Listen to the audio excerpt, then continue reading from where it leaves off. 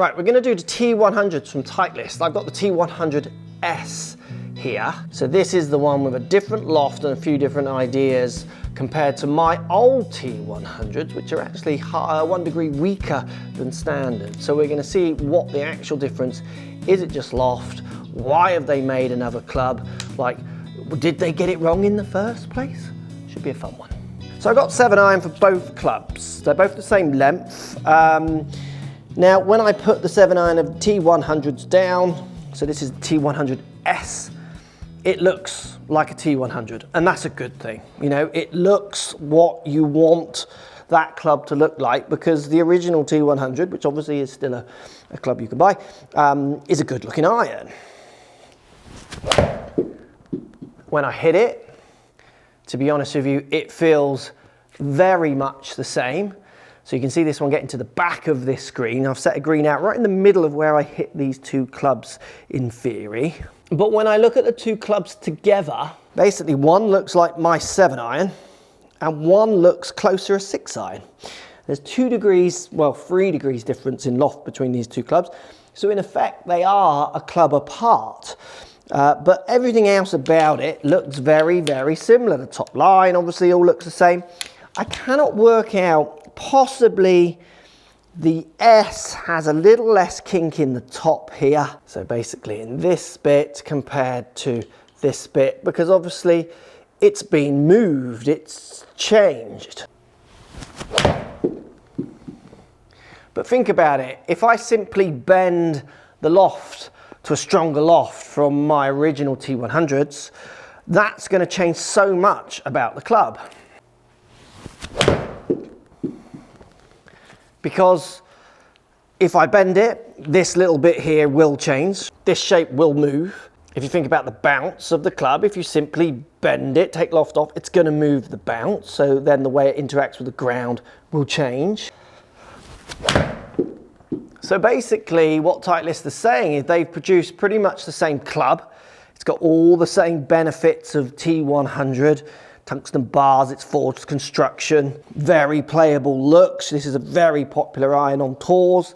It's got very thought out kind of sole designs for turf interaction, how they relieve the leading edge they talk about. But they've given you 2 loft options. So post in the comments down below, why do you think they've produced 2 loft options of the same club? Did they get the first one wrong? I mean, why release one at one loft and then have to change it? What do you reckon in those comments down below? I simply think about the environment I'm hitting in now. And this environment can be indoors like it is, or it could even go out onto a range, but it's the launch monitor, it's the mat, it's the real balls, it's the data that's being produced. For me, if people go for a fit and they really want T100 Titleist irons, and then they compare them up to something else, which is a equal 7-iron, but it's going a different distance. So the T100 is coming out shorter. They might not be making the sales they want. And I get the feeling that that's possibly been fed back from their fitters, that they're losing sales because people are hitting the ball further with a less lofted club. I mean, it's just, if you can strike it, it's going to happen. That's not debatable. Now, are there other clubs out on the market that look as good as T100? Well, yes, there are in this bracket. It's a very competitive field and there's plenty that look good. And that's a compliment to this club because I think this one looks really good. I played it and it's a really nice feel, look, sound. It's kind of as good as anything out there. And it's a real nice cross because you hit a slightly duffy one like that and it's not far off the pack. It does give you that nice blend between a little bit of help in feelings compared to the very classic bladed looks that you kind of expect of them from this brand. So if there's others out there that are performing or looking that way, but then you're getting an extra 7 yards, people are easily sold into an extra 7 yards. We'll talk as we look at the numbers. I've got Matt coming in later to look at the numbers. We'll talk about what that extra 7 yards is about, or 10 yards, or whatever it is. And actually, if it helps you or not, that's a different question. But when people are buying, maybe that's not a question they're asking themselves. Right, that's 10 with the S. I'm going to go to my old T100. Nice grouping, lovely feel, good sound, great looks. It just looks like a 6-iron. It doesn't look like a 7-iron, but you know, what does that matter? As long as it hits target, possibly. So let's compare that up. So my 7-iron in the T100, my old club I used to game, still a 7-iron. And this now looks more classic like a 7-iron. And I wonder a little bit if Titleist are maybe, what's the word? They're kind of, coincidentally, you can see the different height on that trace. I hit that quite well. It's landing now at the front of that green. Well, better shot for this length of to the hole, isn't it? I wonder if Titleist are a product of trying to do the right thing. But as we know with golfers, you can tell from online patterns at the moment, doing the right thing isn't always what golfers want. They do want tricks, they want gimmicks maybe. It's a difficult balancing act for where you kind of pitch your tent, isn't it? Because the one thing I really liked about T100 when I gamed them is I could make the loft exactly where I wanted it to do. I could make the spin go in line with my blade, but then I had that slight more help and feel with this club because it did have a little bit more weighting. But I know for a fact if we get 20 of you in here testing clubs and you don't mind the look, like I said earlier, of X or Y club, the one that goes a little bit further, you're going to pick it, aren't you? So this one again, as I'd expect, it feels no different. It feels exactly like the S, which is kind of what you would want it to be. You want both of these being exactly the same clubs, just some different loft options. If you think about it as well, I think it leads to some very interesting blending options, which is a point that's often missed. Because I think if you have the exact same looking club, so I always went stronger in my 6-iron. So I went for the more powerful 6-iron because it's something where I lose a bit of launch and it drops off. So if I went a bit stronger in loft and if the weighting is a bit progressive, so that still gets a bit more launch, that then pushes my 6-iron to where I want it to be. So maybe this is, rather than something bad, is it more the future of where clubs go? Here are a few different loft options of the same head. Ping did it, I think they did it more in the States possibly than they did it in UK, where they had one club with 3 different lofts. I don't know if that's still available, post in the comments down below. I think they had traditional, max, and then like modern lofts, basically 3 options or 2 options. Lovely sound, it's a lovely feel, it's exactly where you'd want an iron to be honest. I'm raining terror down on that flag. When I spoke to one of the Titleist engineers who built the club, they said maybe golf clubs should be fit per club, not sets, was one of his points. So you should fit a 9-iron differently to how you fit a 5 or 6-iron. And I kind of agreed and thought it was a very clever point. And if you look at my bag now, same when I was with Titleist and now with Strixon, my 6-iron is very different, the other end of the spectrum, to my 8 and 9-iron. I am fitting individual clubs. Maybe the idea of sets is the future where we're going to go. It's not about sets, it's about blending launches, help, no help, subject to if loft is helping you or not.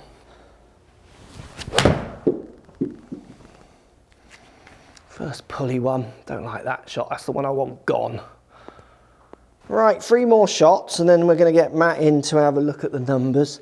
Looks, feel, everything's where I want it to be, apart from the S does just look like a 6. It looks strong in its loft, that's all the difference.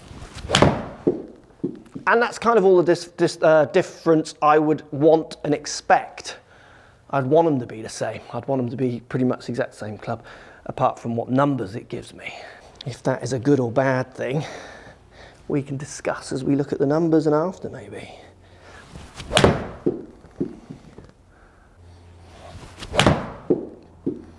Right, that's 10 of each. Happy with most of those, to be honest. That's a nice one to finish as well. Let's get Matt to have a look at these numbers. I wonder what we'll see. I'm expecting different launches, different spins, and then resulting difference in distance. Right, let's have a look at the numbers. First of all, T100 marks normal, more lofted one. Ball speed slightly slower than the S. So 113 on marks, 116 nearly on the S model. So slightly quicker. Launch angle, lower on the S, which you'd expect with that less loft, and also lower spin, nearly 600 revs. And that's equating to a bit more distance. So 165 with the S carry and 157 with the normal, or Mark's normal lofted 7-iron. So looking at the graph at the top here, Mark's normal 7-iron lofted more to the left of target, and the S, Titleist S T100 missing more to the right. And that's quite a common pattern you see with lots of golfers. As you get less loft, the miss starts to become a bit more to the right. And if we look at the chart on the top left here, T100 with the standard loft going higher and having more of a descent angle compared to the T100S, which has got that lower loft, more rainbowy flight with lesser descent angle. So maybe you're sacrificing a bit more control at the green end as well. So it's interesting, why have Titleist done this? I think it gives them more of a fitting option. If you're a player like me that's got lots of speed and lots of spin and you want to drop some spin off, you've got an option. If you struggle with distance and you need a bit more, you've also got an option. It just gives Titleist that opportunity to fit a lot more golfers. T100S, good game it, it's beautiful, it's as good looking as anything. I understand why the stronger lofted option is there. I understand the world we live in. I understand, you know, if companies are not making sales because the lofts are not in the right place and they're having to bend them, which then makes the club and all this turf interaction kind of go all skew, I understand why they would produce another one. And as I've tried to say in videos for many years now, golf club development isn't linear. It's chopping and changing around the place, and it's so much about fitting into what the player wants at that time. And certainly if someone's buying a stronger lofted iron, there's plenty of stronger lofted irons that look as good as this on the market, and this one's just coming up short in fits, and people, that's all they want to look at. I mean, if that's what they're doing, then we will get variations. I see it really as another fitting tool. It's just another tool for a fitter to put in a player's hand to try and tick a box if they want this look, technology, feel and brand. Post comments down below, because I know lots of people get a little bit upset. Oh, it's another iron, oh, it's another thing, which I always think, come on, hopefully you're not buying all of them. I hope you're not buying all of them, because if you are,